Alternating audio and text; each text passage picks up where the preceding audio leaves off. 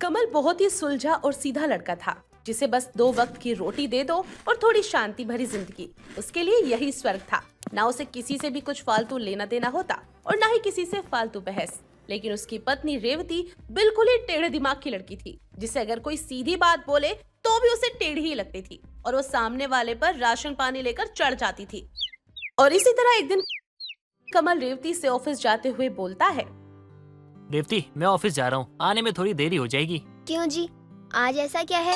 आज हमारे Verma sir retire हो रहे हैं ना, तो पार्टी है थोड़ी सी। अच्छा, साफ साफ क्यों नहीं कहते कि पार्टी में जा रहा हूँ, लेट आऊंगा। ओहो, तुमसे ना बहस करना ही बेकार है। हाँ, मुझसे क्यों बहस करते हो? एक काम करो ना, मेरी सौतन ले आओ, उससे बहस करना। कमल कोई जवाब नहीं देता और काम पर चला जाता है। जिसके बाद शाम को देर रात थका हुआ वो वापस आता है। उसे देखकर रेवती बोलती है, आ गए मौज लेकर, शर्म नहीं आती ना कि जवान बीवी घर पर अकेली है, जरा टाइम से आ जाओ। यार कैसी बात कर रही है तुम? बता के तो गया था कि लेट हो जाऊंगा, अब तुम ही राशन पानी लेके चले जा रही हो मुझ पर। हाँ हाँ, मैं ही तो बीमारी की जड़ हूँ। भगवान अगर तू इस दुनिया में है तो मेरे पति के लिए नई बीवी भेज दे, क्योंकि मैं तो इन पर राशन पानी लेकर चढ़ी रहती हूँ ना। इस औरत से ना बहस करना ही बेकार है। कमल बस इतना कहकर अपने कमरे में चला जाता है और सोने से पहले खुद से बातें करते हुए सोचता है, शायद मैं ही इसे समझ नहीं पा रहा हूँ। थोड़ा सा समय देना चाहिए इसे, थोड़ा सा प्यार देना चाहिए इसे, शायद हमारे बीच का ये कलेश खत्म हो जाए। ये सोचकर कमल काम पर जाता है और आते अपनी बीवी के लिए जलेबी और गजरा लेकर आता है और उससे कहता है, देखो मैं तुम्हारे लिए क्या लेकर आया हूँ। रेवती की नजर जलेबी पर पड़ती है और वो कहती है, तुम जानते हो ना कि मैं डाइट पर हूँ और तुम मेरे लिए जलेबी लेकर आए हो। सच बताओ, तुम ये सब जानबूझकर मुझे किलसाने के लिए करते हो ना? ओहो, चलो छोड़ो, ये जलेबी गई तेल लेने।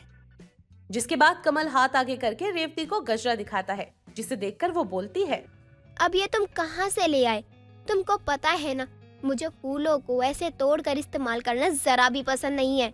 जलेबी दूं तो नखरे तुम्हारे, गजरा दूं तो भी नखरे तुम्हारे, फिर बच्चा क्या देने को? अच्छा, तुम कहना चाहते हो इसमें मेरी गलती है? नहीं नहीं, तुम्हारी गलती थोड़ी है, गलती तो मेरी है। आप चुप क्यों बैठी हो? बोल दो अपना वो डायलॉग जो कहती रहती हो कि सौतन ले आऊं। देखा, आखिर तुम्हारे मुंह से सच निकल ही गया ना। यही तो चाहते हो तुम। ये औरत और कुत्ते की पूंछ कभी सीधी नहीं हो सकती है। हाँ तो ले आओ ना अपने लिए नई बीवी। हे भगवान, मुझे उठा ले और इस आदमी को अपने पसंद की बीवी दिला दे। हाँ भगवान, दिला ही दीजिए। दूसरी शादी होगी, कम से कम खुश तो रहूंगा, इसकी तरह थोड़ी कि परेशान रहूं। अब मैं जा रहा हूँ सोने के लिए, मुझ में और ताकत बची नहीं है कि तुमसे बहस कर पाऊं। इतना कहकर कमल सोने के लिए चला जाता है और रेवती भी रो धोकर उसके पास सो जाती है। जिसके अगले दिन कमल बिना नाश्ता किए काम पर निकल जाता है। उसे देखकर उसका दोस्त हेमंत उससे बोलता है, क्या हो गया यार, ये चेहरे की रोशनी क्यों गई है? छोड़ यार, कुछ नहीं। ऐसे कैसे छोड़ दूं? चल चुपचाप बता क्या हुआ। कमल उसे अपनी बीवी की आदतों के बारे में विस्तार से बताता है, जिसे सुनकर हेमंत कहता है, अरे बाप रे, तेरी बीवी तो आफत है आफत, पता नहीं तू इसे कैसे झेलता है। भाई मत पूछ, मैं ही जानता हूँ कि मैं कैसे झेलता हूँ उसको। जब वो तुझे इतना तंग करती है तो छोड़ता क्यों नहीं उसे तू? पागल हो गया क्या तू? हाँ, जैसी भी है मेरी पत्नी है वो, और मैं उसे बहुत प्यार करता हूँ। उसके अलावा मैं किसी के बारे में सोच भी नहीं सकता। और तू कह रहा है उसे छोड़ दूं? मैं अपनी जान दे सकता हूँ, लेकिन मैं उसे छोड़ नहीं सकता। ये बात याद रखियो तू हमेशा। अच्छा भाई, एक काम कर, मुझे एक रात तक का समय दे, मैं कल तेरी बीवी को सीधा करने का तरीका बताता हूँ। कमल ये सुनकर अपना काम करने लगता है और शाम को घर आता है, लेकिन रेवती से एक शब्द नहीं बोलता। जिसके बाद रेवती कहती है, तुम्हारा किसी से चक्कर चल रहा है ना, तभी तुम मुझसे सुबह से बात नहीं कर रहे। हे भगवान, जिससे भी इस आदमी का चक्कर चल रहा है ना, उससे इसकी शादी भी करवा दे। कमल कोई जवाब दिए बिना ही सो जाता है और अगले दिन जब वो ऑफिस जाता है तो हिमांशु उसके पास आकर कहता है, यार एक ऐसा मस्त आइडिया निकाला है कि तू सुनेगा तो चूम लेगा मुझे। बता तो, क्या हाल है इसका? देख भाई, तू मेरा नंबर डिलीट कर दे और मैं अपनी बीवी की पिक लगा लेता हूँ और तुझसे प्यार भरी बातें करूंगा। तब तेरी पत्नी को पता चलेगा कि जिंदगी में असली सौतन का आना और दुआओं में सौतन का मांगना क्या होता है। अबे तू पागल है क्या? क्या बोले जा रहा है? सही कह रहा हूँ, तू करके देख। ठीक है, तू अगर इतना कहता है तो एक बार मैं करके देखता हूँ कुछ होता है कि नहीं होता है। अगर हो गया तो सब सही हो जाएगा, और नहीं हुआ तो तेरी खैर नहीं। कमल हिमांशु की बात को मान जाता है और उसका नंबर अपने मोबाइल में हिमांशु के नाम से सेव कर लेता है, जिसके बाद दोनों अपने घर के लिए निकल जाते हैं। और रास्ते में हेमंत और हिमांशी कमल को प्यार भरे मैसेज करती है और कमल भी एक एक मैसेज का जवाब दिल से देता है। घर आकर रेवती से कहता है, रेवती मेरा खाना मत बनाना, आज मैं बाहर से खा कर आया हूँ। आज मेरे कुछ अच्छे नए दोस्त बने हैं जिनके साथ मैंने खाना खाया है। और आए हाय क्या बातें करते हैं वो, क्या चाल है उनकी, क्या ढाल है, मतलब कमाल है यार। इतने अच्छे दोस्त मिले हैं मुझे, बेस्ट है बेस्ट। अच्छा मैं चला सोने, तुम भी खा पी के सो जाना, ठीक है? अजीब है, ये आदमी जब भी बाहर से खाकर आता है मुझे बताता है। इस बार बाहर से खा के आया और इसने बताया भी नहीं। हाँ, खा के आए होंगे मेरी सौतन के साथ। कमल को रेवती की बात से हिमांशु के प्लान की याद आती है और वहाँ से शर्माकर भाग जाता है, जिसके बाद रेवती के मन में कई सवाल आते हैं, लेकिन वो कुछ नहीं कहती। जिसके बाद दोनों जाकर सोने लगते हैं कि तभी आधी रात को कमल के मोबाइल पर हिमांशी नाम से मैसेज आता है, जिसे देखकर रेवती बोलती है, हिमांशी, ये कौन है जिसका कॉल आधी रात को आ रहा है? कमल को जगता देख रेवती सोने का नाटक करती है और कमल मोबाइल लेकर बाथरूम में चला जाता है, जिसके बाद रेवती का शक यकीन में बदल जाता है। दिन बीतते हैं और अब कमल हेमंत और हिमांशु के साथ मिलकर रोज अफेयर का नाटक करता, जिसके बाद रेवती से बात करना उसने बंद कर दिया था और रेवती को अकेलापन इस दौरान एहसास हुआ और वो बोलती है, कमल ने कभी मुझे अकेलेपन का एहसास नहीं होने दिया, हमेशा मेरी सारी बातें मानी। मैं उन पर कितना चिल्लाई, लेकिन उन्होंने आज तक कभी भी मेरी किसी बात का उल्टा जवाब तक नहीं दिया। ये मेरी दुआओं में मांगी हुई सौतन है, मुझे मिलनी ही थी। एक और बार कोशिश करती हूँ, शायद कमल मेरे प्यार को समझ पाए। इतना कहकर रेवती अपने घर को सजाती है और खुद भी अच्छे से तैयार होकर कमल का इंतजार करती है। जिसके बाद कमल घर आता है और रेवती उसके पैरों में गिरकर बोलती है, मुझे माफ कर दो कमल, मैं तुम्हारे प्यार को समझ नहीं पाई। मुझे ये दुआओं में मांगी हुई सौतन नहीं चाहिए। तुम्हारे बिना मैं क्या करूँगी, मुझे माफ कर दो। अच्छा चलो ठीक है, माफ किया तुमको, लेकिन तुम जो दुआओं में सौतन मांगती थी उसका क्या? चलो कोई बात नहीं, उसे भी छोड़ देता हूँ मैं। तुम्हारे लिए इतना तो मैं कर ही सकता हूँ। और हाँ, मुझे प्यार, समय, केयर सब कुछ चाहिए। अगर तुमने कुछ भी नहीं दिया तो तुम्हारी दुआओं में मांगी सौतन दोबारा आ सकती है, लेकिन इस बार तुम्हारी दुआओं में नहीं, मेरी दुआओं में आएगी। अब जब तुमने घर को इतना सजाया है, खुद सजी हो, तो चलो हम साथ में ना डिनर करते हैं, ताकि तुम्हें भी अच्छा लगे। वैसे भी कुछ भी कहो, आज तुम बहुत सुंदर लग रही हो। मन तो करता है तुमको देखता जाऊं, पूरी जिंदगी देखता जाऊं। लेकिन हाँ, अगर तुमने दोबारा दुआओं में सौतन को मांगा तो फिर सोच लेना। अब क्या नीचे ही बैठी रहोगी? चलो उठ भी जाओ। कमल रेवती को उठाकर गले लगा लेता है और उससे अपने और हिमांशु के बारे में कुछ नहीं बताता। अब ना ही रेवती दुआओं में सौतन मांगा करती और ना ही कलेश करके उसकी जान खाया करती। वृंदा काफी अच्छे से तैयार होकर बाहर जा रही थी। वृंदा को इतने अच्छे से तैयार देखकर उसकी सास संध्या उसे टोकती है और बोलती है, बहू इतना सज धज के कहाँ जा रही है? कहीं जाने से पहले बता तो दिया कर। माँ जी, वो बताना भूल गई। जल्दबाजी में प्लान बनाया मेरे दोस्तों ने, इसलिए दिमाग से ही निकल गया। अच्छा हुआ आप यहीं मिल गई। वो क्या है ना, मेरी एक दोस्त के बेबी का बर्थडे है, वहीं जा रही हूँ मैं। वो सब तो ठीक है बहू, लेकिन ये बता तूने अपनी मांग क्यों नहीं भरी? तुझे पता है ना, अब तू कुंवारी नहीं है, अब तेरी शादी हो चुकी है। ऐसे अच्छा लगता है क्या सूनी मांग के साथ बाहर जाना? माँ जी, आपके समय में था कि सुहागन को सिंदूर लगाना ही होता है, लेकिन अब के टाइम में ये सब चलता है। अब बस सिंदूर न लगाने से ये थोड़ी बदल जाएगा कि मैं एक शादीशुदा हूँ। बहू, औरतों का गहना होता है सिंदूर, और सूनी मांग रखना कोई अच्छी बात नहीं है। इसे अच्छा शगुन भी नहीं माना जाता है, इसलिए जा जाकर अपने कमरे से सिंदूर लगा ले, फिर जहाँ जाना हो जा। माँ जी, आपको अभी ही ये सूनी मांग का ज्ञान देना ज्यादा जरूरी है क्या? आप बाद में भी तो समझा सकती हो। अच्छा ठीक है, मैं तुझे बाद में दोबारा भी समझा दूंगी, लेकिन अभी जो बोला है मैंने तो बस वो कर। माँ जी रहने दो ना, मैं तो ऐसे ही जा रही हूँ। कुछ भी अपशगुन नहीं होता और मेरा फैशन भी खराब हो जाएगा। घर के किसी फंक्शन, तीज त्योहार में तो मेरी मांग सुनी नहीं रहती ना। बहू तू समझ क्यों नहीं रही है? अरे मैं तेरी भलाई के लिए ही बोल रही हूँ। मैं तुझे कभी किसी चीज में नहीं टोकती हूँ, लेकिन तू मेरी बात नहीं मानेगी तो मैं तुझे टोकूंगी भी और रोकूंगी भी। माँ जी ठीक है, मैं बर्थडे से वापस आऊंगी तो लगा लूंगी, लेकिन अभी नहीं। अभी मुझे बहुत देर हो रही है, मैं जा रही हूँ। हाँ सॉरी, आपकी बात नहीं मानी। बाय माँ जी। अरे बहू मेरी बात मान ले, ऐसे बहू की सूनी मांग अच्छी नहीं लगती है। संध्या अपनी बहू को बोलती रह जाती है, लेकिन वृंदा उसकी बात नहीं सुनती और चली जाती है। वृंदा एक बहुत ही मॉडर्न लड़की थी, जो कि शादी के बाद भी नॉर्मल लड़कियों की तरह ही रहती थी।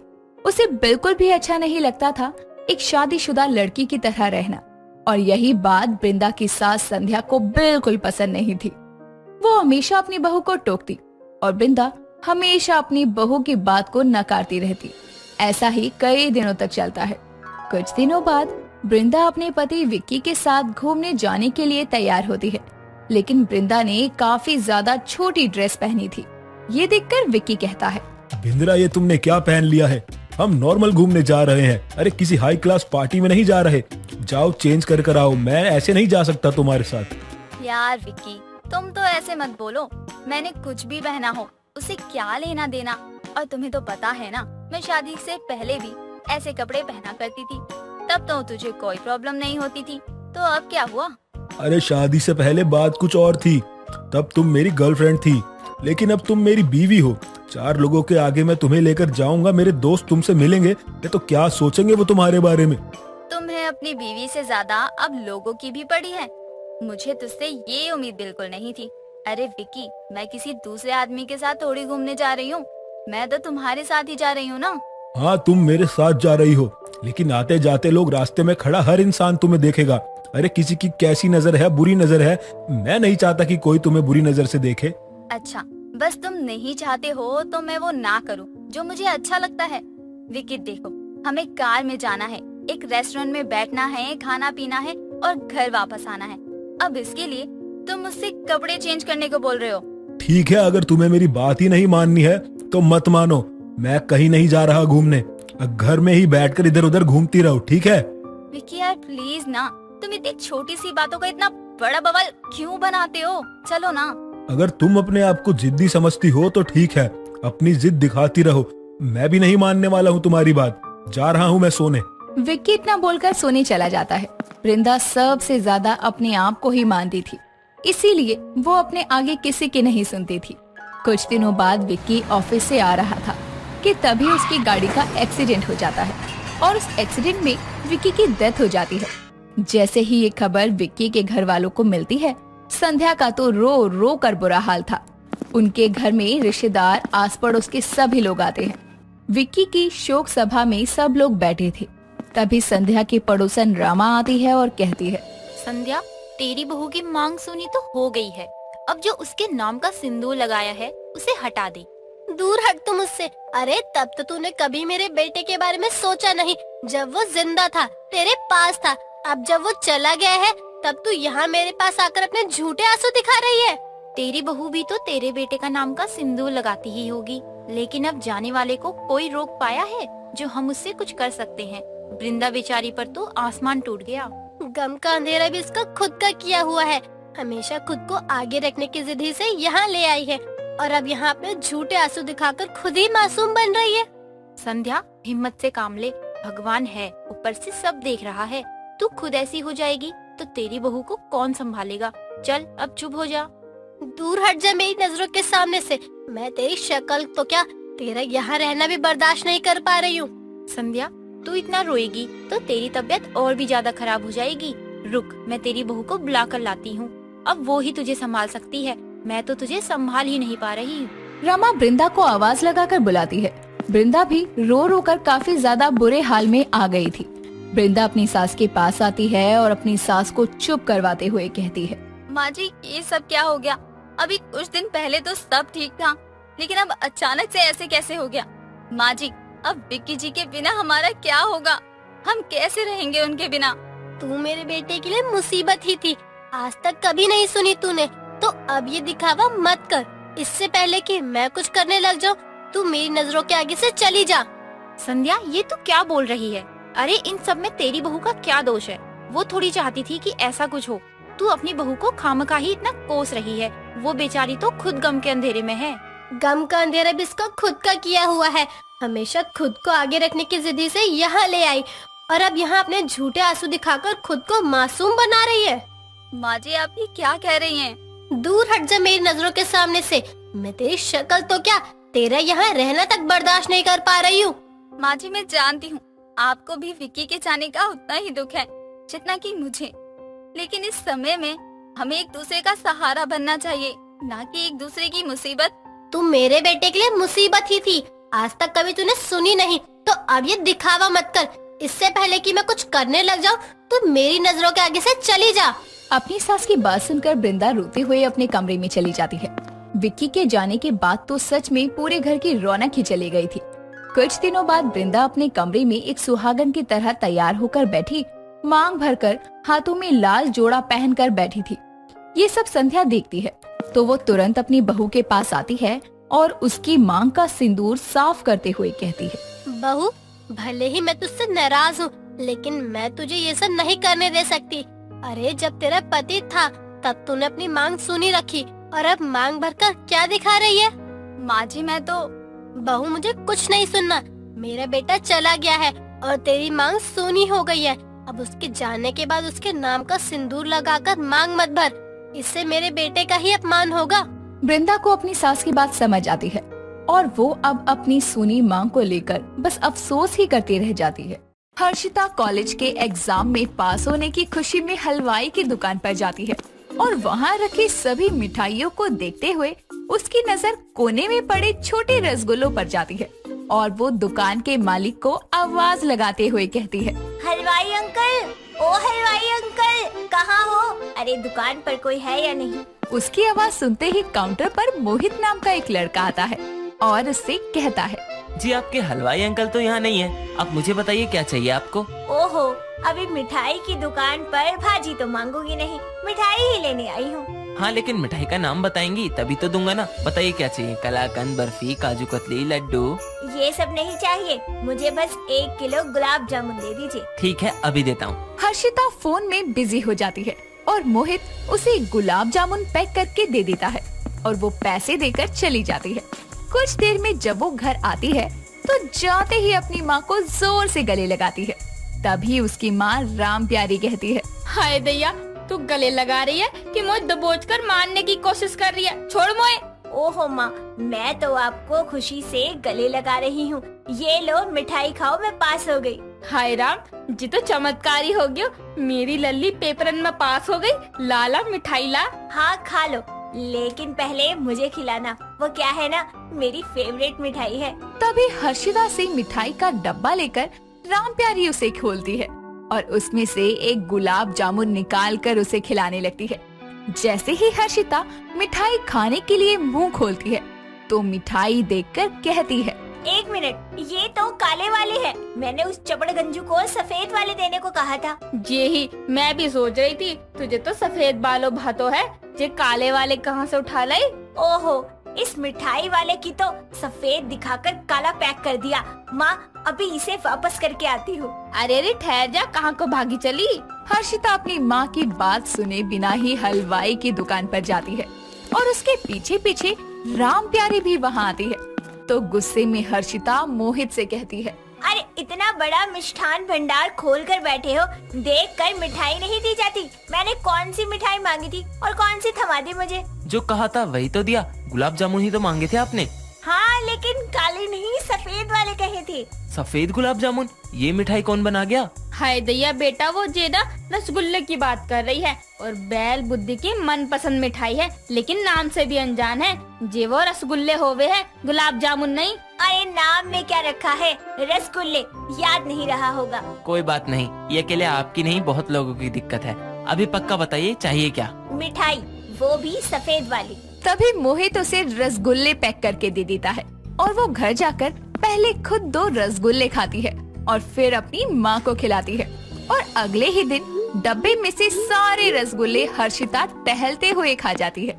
हर्षिता को मिठाई में रसगुल्ले बहुत पसंद थे, हालांकि वो गुलाब जामुन और रसगुल्ले के नामों में कंफ्यूज हो जाया करती थी, जैसा कि आमतौर पर लोग हो जाया करते हैं, लेकिन स्वाद उसे रसगुल्लों का ही भाता था। एक रोज जब वो घर लौटती है तो देखती है कि उसका बड़ा भाई अखिल, जो कि ऑफिस के काम से बाहर गया हुआ था, वो घर वापस आ चुका है। तो वो खुशी से कहती है, तो आप लौट आए, पता है माँ, मैंने आपको कितना याद किया। अच्छा वो सब छोड़ो, बताओ मेरे लिए क्या लाए। ओ महान आत्मा, मैं काम करने के लिए बाहर गया था, घूमने के लिए नहीं गया था जो वहाँ से तेरे लिए कोई निशानी लेके आऊँ। अरे तू तो कह रहा था कि जाके लिए कुछ खाने को लाया है गो, फिर कहाँ गए हो? माँ आप भी ना, आपने पहले ही बता दिया, थोड़ा तरसाने तो देती। अभी हो गया तो लाओ, क्या लाए हो खाने को। तभी अखिल अपने बैग से एक स्पंज रसगुल्ले का डब्बा निकालकर उसे देते हुए कहता है, ये ले तेरे मनपसंद रसगुल्ले। और लेकिन ये स्पंज वाले हैं जो यहाँ की दुकानों में नहीं मिलते। स्पंजी रसगुल्ले? अच्छा माँ, कटोरी चम्मच तो लाना जरा, मैं भी तो खा के देखूं। ओहो लल्ला, जाने 2 दिन पहले ही रसगुल्ले खाए होते, अभी तू भी जे रसगुल्ले ले आयो। हर्षिता एक बार में सारे न खाइयो, मैं कटोरी लाती हूँ। राम प्यारी किचन से कटोरी चम्मच लेकर आती है और तीनों एक साथ स्पंज रसगुल्ला खाते हैं। तभी रसगुल्ले को चबाते हुए हर्षिता कहती है, भैया ये स्पंजी रसगुल्ले को कितना चबाना पड़ रहा है, ऐसा लग रहा है गाय की तरह जुगाली कर रही हूँ। सही कहते हैं लोग बाग, बंदर को अदरक भात होना है। अरे जे महंगे और बड़े वाले रसगुल्ले हैगे, मुझे तो अच्छे लग रहे हैं। ओहो माँ, मैंने कब कहा कि अच्छे नहीं हैं? देखो ना, मुंह में डालते ही चाशनी बाहर आ गई, पर बहुत मीठे हैं, मजा आ गया। तूने कभी खाए नहीं थे ना, इसलिए मैंने सोचा तेरे लिए लेके चलूं। ना ना, एक बहुत है, बाकी खाने के बाद खा लिए। लल्ला तुझे ना पता, जे अभी सारे रसगुल्ले लपेट जाएगी तो पता भी ना चलोगी, रसगुल्लों की चटोरी होगी है। इतना कहकर उसकी माँ रसगुल्ले का डब्बा उठाए रसोई की तरफ चली जाती है। समय बीतता है। एक रोज पड़ोस में रहने वाली उसकी सहेली शुमोना उसके घर लड्डू ले आती है और आवाज लगाते हुए कहती है, काकी की धौर है तुम। ए बंगाली सखी, कैसे आना हुआ, क्या लाई है? हाँ बोल, का हो गयो, काहे मुझे याद कर रही है बंगालन? काकी के मोना छो, हम आपको खुशी का लड्डू खिलाने आया है। वो हमारी बऊदी को लड़का हुआ है, हम बुआ बन गया। अरे कम बुद्धि, वो बन गया ना, बन गई हो तो है। एक ही बात होता है आंटी। ले हर्षिता, लड्डू खा। ओ शुमोना, ये लड्डू ये नहीं खाती, लाना ही था तो रसगुल्ला लाती। उड़ी बाबा, रसगुल्ला तो हमारे बंगाल में एकदम भालो मिलता है। हम बंगाल जाएगा तो तुम्हारे लिए 1 हांडी रसगुल्ला लाएगा। बताओ अभी रसगुल्ले खाने के लिए मैं इसके बंगाल जाने का वेट करूं? तू तब तक लड्डू ही खिला दे। इतना कहकर वो झट से एक लड्डू उठाकर खा जाती है। शुमोना और उसकी माँ ये हरकत देखकर हंसने लगते हैं। ऐसे ही कुछ दिनों बाद हर्षिता मोहित की दुकान के पास से होकर गुजर रही थी। तभी उसकी नजर रसगुल्लों पर जाती है और वो खुद से कहती है, ओ वाओ, सफेद गोल गोल मिठास से भरे हुए रसगुल्ले कितने मस्त हैं। उस दिन इनके नाम के चक्कर में मैंने उस लड़के को बुरी तरह सुना दिया था, उससे जाकर सॉरी कहना चाहिए। तभी हर्षिता दुकान में जाती है तो उसे देखकर मोहित कहता है, अरे आप आज क्या लेने आई हैं? काले वाले रसगुल्ले या सफेद वाले गुलाब जामुन? चलिए, अपनी उस गलती की वजह से मैं आपको याद तो हूँ। वैसे मैं मिठाई लेने नहीं, आपसे उस दिन के लिए माफी मांगने आई हूँ। कोई बात नहीं, इंसानों से ही तो गलती होती है, लेकिन फिर भी अगर आप माफी चाहती हैं तो आपको मेरा बनाया केसर वाला रसगुल्ला खाना होगा। क्यों नहीं, रसगुल्ला तो कैसा भी खा सकती हूँ मैं, मना करती ही नहीं। तभी मोहित उसे एक केसर वाला रसगुल्ला खाने को देता है। कुछ देर में बातों बातों में दोनों के नंबर एक्सचेंज होते हैं। समय बीतता है और दोनों की बातचीत बढ़ने लगती है। अब जब भी हर्षिता को मिठाई लेनी होती तो वो मोहित की दुकान पर आ जाया करती। ऐसे ही एक दिन मोहित हर्षिता को कॉल कर एक रेस्टोरेंट में आने को कहता है। हर्षिता तैयार होकर वहाँ समय से पहले पहुँच जाती है। तभी कुछ देर में वहाँ मोहित सूट बूट में तैयार होकर आता है और घुटने के बल बैठ जाता है। ये देखकर हर्षिता शर्मा जाती है, लेकिन जैसे ही वो फूल की जगह एक छोटे से कपड़े से ढका हुआ मटका आगे करता है, हर्षिता हैरानी से उसे देखकर कहती है, इस मटके में क्या मैं चिल्लर रखूं? मटका देकर कौन प्रपोज करता है? अरे हर्षिता, हलवाई का बेटा हूँ, कुम्हार का नहीं। मटके से कपड़ा हटाकर देखो, तुम्हारे लिए एक छोटा मटका भर के बंगाल के बादाम वाले रसगुल्ले लाया हूँ। ये खाओगी ना तो झट से मेरे गले लग जाओगी। तभी हर्षिता मटके को अपने हाथ में लेती है तो वो ठंडा लगता है और उस पर रखा कपड़ा हटाती है तो उसमें बहुत सारे रसगुल्ले होते हैं। वो मटके में से एक रसगुल्ला निकाल कर खाती है और खुशी से मोहित को गले लगाकर कहती है, तुम्हारा ये रसगुल्ले वाला प्रपोजल मुझे मंजूर है। Mohit, I rasgulla you. I love you मेरी रसगुल्ला लवर। इतना कहकर दोनों मटके से एक एक रसगुल्ला निकालकर एक दूसरे को खिलाते हैं। दोस्तों अगर आपको ये कहानी पसंद आई तो इसे लाइक करें, शेयर करें और कमेंट करके बताएं कि कहानी में आपको सबसे अच्छा क्या लगा।